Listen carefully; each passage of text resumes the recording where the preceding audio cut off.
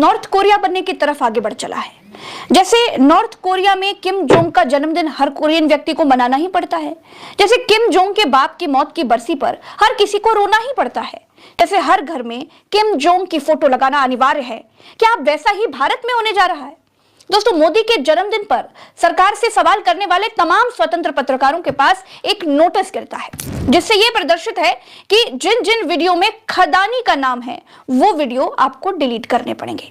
अगर आपने नहीं किए तो स्थानीय सरकारी नियम के मुताबिक YouTube उसको डिलीट कर देगा। स्थानीय गवर्नमेंट किसकी है? मोदी की। ये सब कब हो रहा है? ठीक मोदी के जन्मदिन वाले दिन मेरे आधा दर्जन से ज्यादा वीडियोस को डिलीट करने का नोटिस जारी हो गया है और आदेश में कहा गया है कि ऐसा अदालत के कहने पर हो रहा है। ये देखिए, YouTube की तरफ से भेजे गए नोटिस में ये लिखा है 1066/2025 में दिनांक 6/9/2025 के न्यायालय आदेश का हवाला देते हुए एक कानूनी निष्कासन अनुरोध प्राप्त हुआ है, जिसमें आपके वीडियो को ब्लॉक करने की मांग की गई है। यह अनुरोध URL पर उपलब्ध है। आपके संदर्भ के लिए न्यायालय आदेश की एक प्रति संलग्न है। आप उपरोक्त न्यायालय आदेश के अनुसार उक्त वीडियो पर कार्रवाई करने का विकल्प चुन सकते हैं। यदि आप ऐसा करने में विफल रहते हैं तो हमारे स्थानीय कानूनी दायित्वों के अनुसार हम आपको बिना कोई और सूचना दिए हम आपके वीडियोस डिलीट कर देंगे। दोस्तों, इनमें वो वीडियोस हैं जिनमें मोदी खुद कह रहे हैं कि कांग्रेस ने खदानी रंबानी से कितना माल उठाया है। इस वीडियो में मोदी के भाषण की व्याख्या की गई है, लेकिन वीडियो को डिलीट करने का आदेश आ गया। ये अंबानी अडानी से कितना माल उठाया है। मोदी जी थोड़ा सा घबरा गए क्या? तमाम वीडियोस वो हैं जिसमें राहुल गांधी ने संसद में खदानी का नाम लिया। तमाम वीडियोस वो हैं जिसमें मोदी खदानी का नाम संसद में ले रहे हैं। तमाम वीडियोस वो हैं जिसमें हिंडनबर्ग रिपोर्ट के बाद भारत में शेयर बाजार गिरने के बारे में बताया गया है। तमाम वो वीडियोस हैं जिनमें हिंडनबर्ग ने क्या क्या आरोप लगाया उस पर वीडियोस बने हैं। ये सारे वीडियो डिलीट करने के लिए नोटिस भेजा गया है और न्यायालय के आदेश का जिक्र किया गया है। दोस्तों, अब कई सवाल खड़े होते हैं। क्या खदानी का नाम लेना अपराध है? क्या खदानी से जुड़ी खबर नहीं दिखाई जा सकती? बिना पक्ष सुने आदेश की कॉपी भेज दी गई। कंटेंट क्रिएटर्स का पक्ष क्यों नहीं जाना गया? क्या ये नेचुरल जस्टिस है? दोस्तों, मैं प्रज्ञा मिश्रा पत्रकारिता के स्कूल से पत्रकारिता की पढ़ाई पढ़कर पत्रकार बनी हूं। पत्रकारिता के पेशे में जब मैंने प्रवेश किया तब YouTube पर आकर के वीडियो बनाऊंगी ये मैंने कभी नहीं सोचा था। मैं भी तमाम युवा पत्रकारों की तरह समाज में सरसों के दाने भरी सही लेकिन बदलाव लाना चाहती थी। पूरे जोश के साथ पत्रकारिता के पेशे में आई थी, लेकिन उसके बाद सरकार पत्रकारों को गोदी बनाने लगी, पेडिग्री पर पत्रकारों को पालने लगी। जिन्होंने पेडिग्री पर पालना स्वीकार किया, जो सेठ की गोदी में बैठे, जो सरकार का फेंका हुआ बिस्कुट खा करके अपना पेट पालने के लिए तैयार हो गए, वो गोदी पत्रकार हो गए। और जो इस गोदीगिरी के खिलाफ हुए वो YouTube पर वीडियो बनाने लगे। शुरू में तो सरकार को इससे कोई फर्क नहीं पड़ा, लेकिन मैं सवाल करती रही ये मानकर कि कोई तो है जो हमारी बात सुन रहा है, कोई तो है जिस तक मेरी बात पहुंच रही है।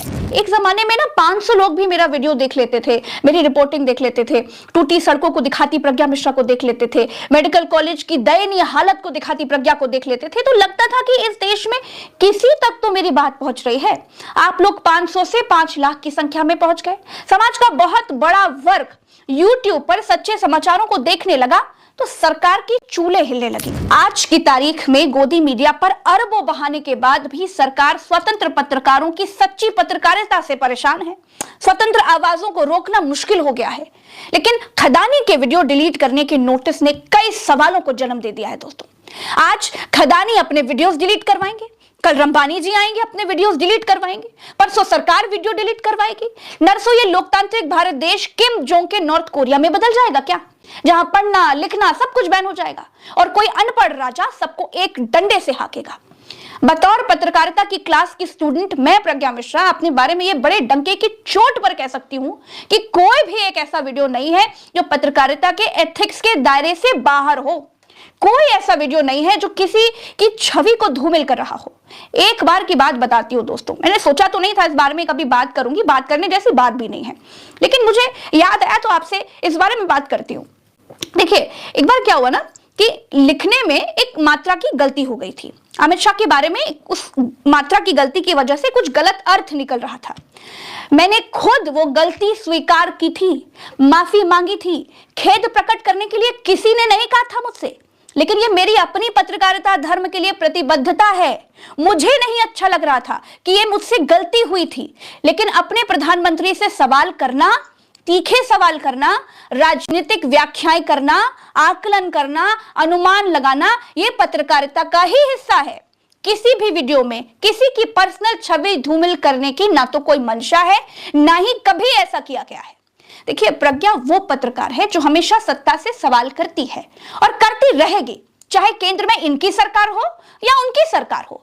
जो आज साहिबे मसनद हैं, कल नहीं होंगे, किराएदार हैं, जातियां मकान थोड़े हैं। डेमोक्रेसी में किसी को यह गुमान नहीं होना चाहिए कि वही हमेशा सत्ता में रहेंगे। दोस्तों, मैंने पत्रकारिता अखबार से शुरू की थी, टीवी में आई, जब वहां पर सच के लिए कोई जगह नहीं बची तो डिजिटल माध्यमों पर आई। पत्रकारिता मेरे लिए कमाई का जरिया नहीं है, पत्रकारिता मेरे लिए समाज के काम आने का जरिया है। जीवन में किसी की मदद ना कर पाओ, किसी के काम ना आ पाओ तो बेकार है यार। निरर्थक जीवन भी कोई जीवन होता है क्या? ईश्वर ने मुझे बहुत टैलेंटेड नहीं बनाया, लेकिन बोलने का गुण दिया। मैं आपके लिए बोलती रहूंगी दोस्तों, कितने भी दरवाजे बंद हो जाएं, कितनी भी अड़चने आ जाए, आपकी प्रज्ञा मिश्रा बुलंद तरीके से अपनी आवाज उठाती रहेगी, आपके सवाल सरकार तक पहुंचाती रहेगी।